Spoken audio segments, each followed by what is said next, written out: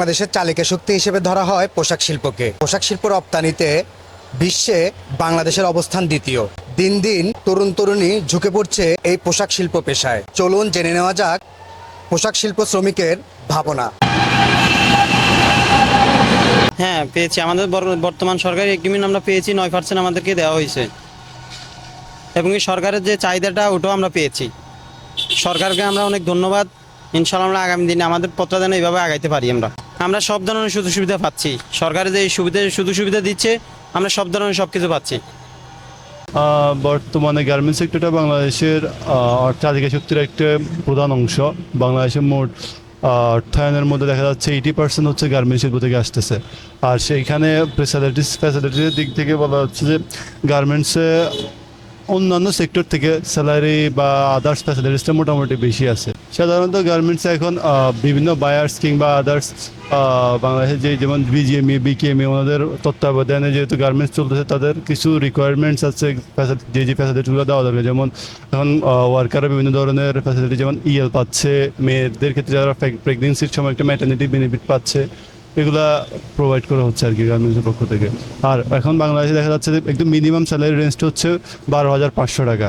এটা কিন্তু একটা হিউজ অ্যামাউন্ট বর্তমানের যে জব সেক্টর সেক্ষেত্রে।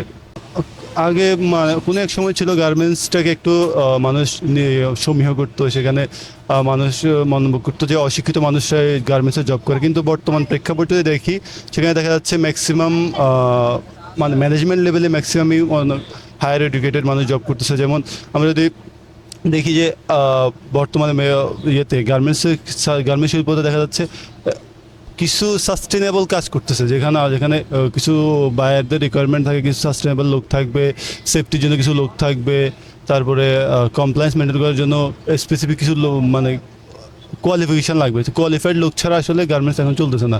সো এখন আগের থেকে অনেক বেশি ডেভেলপ করছে গার্মেন্টস ইন্ডাস্ট্রি বিকজ অফ এখানে অনেক কোয়ালিফাইড মানুষ আসছে। হ্যাঁ, বর্তমানে এখন প্রায় 80% মতো বাংলাদেশের ইনকাম সোর্স এখন গার্মেন্টস শিল্প।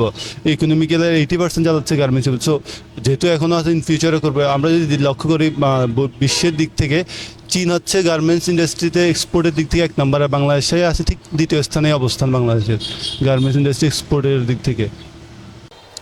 দর্শক, কথা বলছিলাম শ্রমিকদের সাথে।